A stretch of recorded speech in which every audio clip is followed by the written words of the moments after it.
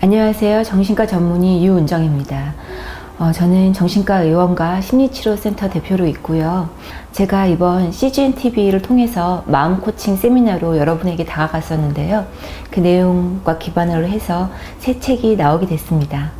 크리스찬인 경우에 하나님을 믿고 성도의 삶을 살면서도 자기 상처 안에 갇혀서 사는 분들을 많이 봤어요. 삶의 어려움도 있고 또 크리스찬이기 때문에 더더군다나 남에게 이야기하지 못하는 남몰래 어려워하시는 분들을 만나면서 이분들에게 좀 더 상처를 좀 덜 받았으면 좋겠다, 그런 간절한 마음을 담았고요.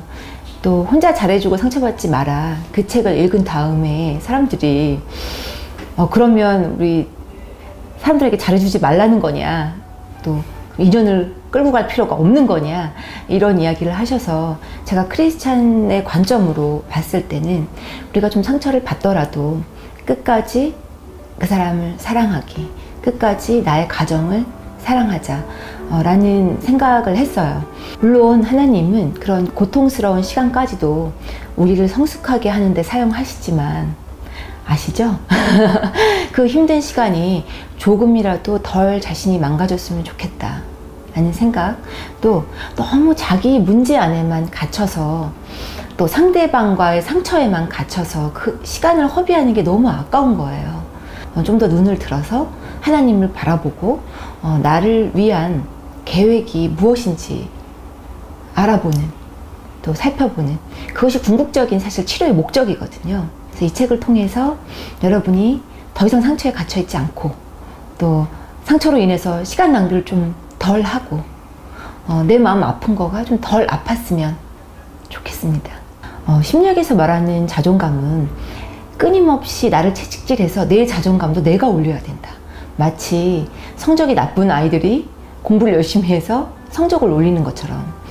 그렇지만 자존감은 성적순이 아니거든요. 아무리 노력을 해도 좋아지지 않는 자존감 때문에 오히려 한 번 더 상처를 받는 사람들이 있어요. 그러면서 다시 한번 자존감이 낮아지는 것을 보곤 했습니다.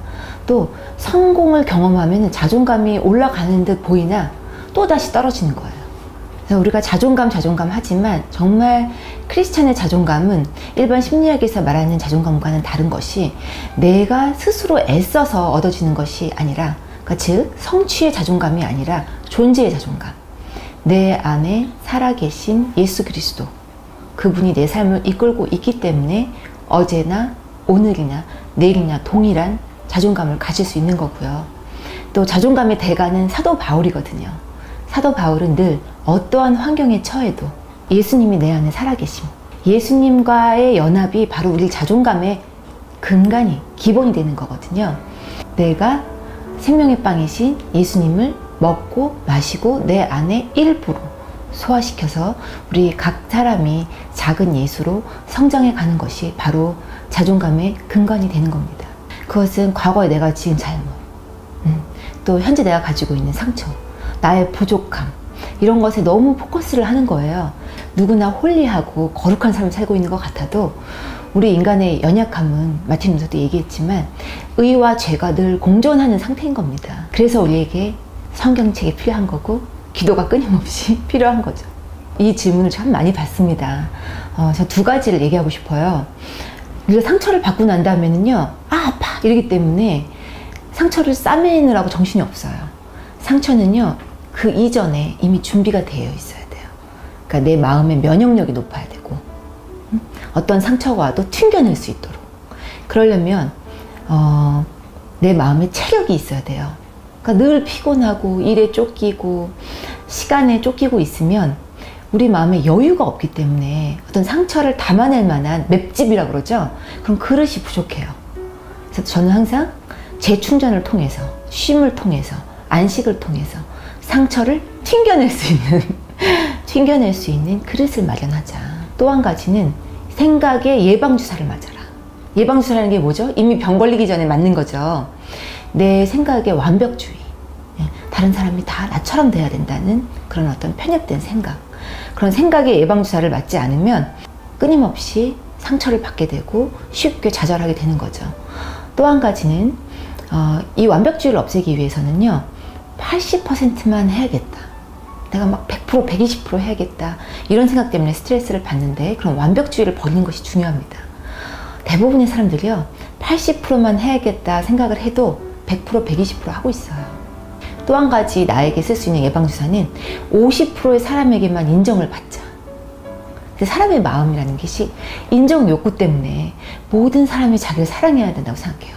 그냥 얼추 50%의 사람만 나를 인정해주고 사랑해줘도 내 인생 성공한 거다 라고 끊임없이 기도를 내 안에서 해야 되는 거죠. 사실 이 책에 일중독 챕터가 들어있잖아요. 저를 위해서 쓴 겁니다. 저 역시 인정 욕구가 많고 완벽주의인 어떤 그런 삶을 살다 보니까 너무 쉽게 지치고 힘들었기 때문에 그 조언을 더 해줄 수 있었던 것 같아요. 여러분, 속도를 늦춰야 된다는 사인이 있습니다. 저에게도 인생에서 두세 번 있었어요. 첫 번째, 내가 무엇을 해도 즐거움과 기쁨이 없을 때. 기쁨이 없다는 거는 영성의 척도인데, 내가 기쁨이 없다는 거는 속도를 늦춰야 되는 사인이에요. 또 한 가지는 쉽게 마음에 상처를 입고 화가 잘 날 때. 평상시 같으면 내가 다 받아들일 수 있지만 그것이 바로 속도를 늦춰야 되는 사인이에요. 교회에서도 일을 하면서 다들 쉼에 대한 시간들을 놓치고 있는데요. 쉼은 남는 시간에 쉬는 게 아니에요. 쉼은 의도적으로 내가 시간을 우선순위로 만들어 놔야 돼요. 하나님께서 우리에게 보여주신 창조의 리듬도 창세기 1장에 나오죠. 여러 가지를 창조하시면서 계속 창세기에서 나온 얘기는 결국은 쉬기 위해서 일했다 할 정도로 마지막에는 보시기 좋았다 하면서 안식일을 정하셨죠. 그것이 십계명에도 있다는 것은 굉장히 중요한 사인입니다. 십계명만 지켜도 우리가 중독을 예방할 수 있다. 또 속도를 늦추는 방법 중에 가장 중요한 것은요, 타인을 인정하는 거예요. 다른 사람의 도움을 받는 법을 철저하게 연구를 해야 됩니다. 특히 워킹맘들에게 제가 말씀드리고 싶은 것은 내 아이를 내가 정말 책임지고 다 키워야 된다. 회사 가서는 남자에게 지지 않고 똑같이 일해야 된다. 그런 슈퍼우먼이 이 세상에 없습니다. 그러려면 돕는 자가 필요해요. 그래서 아이도 내가 전적으로 다 케어할 수 없고 주변에 돕는 자들을 믿고 신뢰하고 또 완벽주의를 버려야만 가능한 거죠.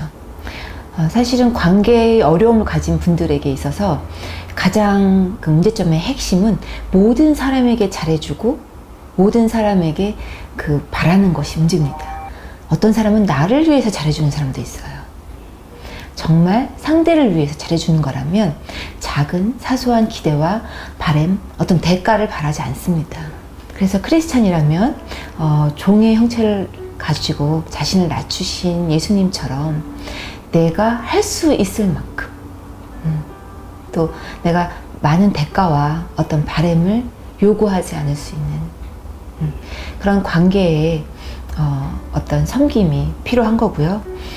또 내가 에너지를 쏟을 사람들에게 우선순위를 두라는 그런 현실적인 조언을 해드리고 싶습니다. 사실은 상대와의 관계에서 내가 그 관계에서 우위에 서고 싶어서 인정받고 싶어서 잘해주고 그것이 돌아오지 않았을 때 상처를 받는 거거든요.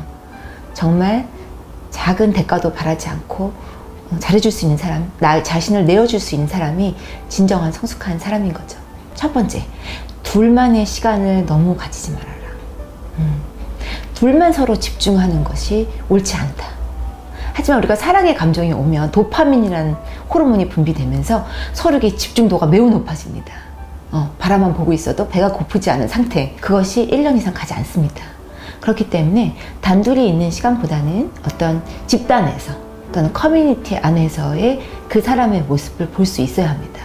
또 가능한 한 저는 먼저 우정을 쌓아라. 우정을 하고 사랑과 너무 별개로 생각을 해요. 근데 사랑에서 어떤 에로스적인 사랑, 내가 훅 간다 그러죠? 훅 반하는 거. 그런 사랑은 굉장히 작은 일부에 불과합니다.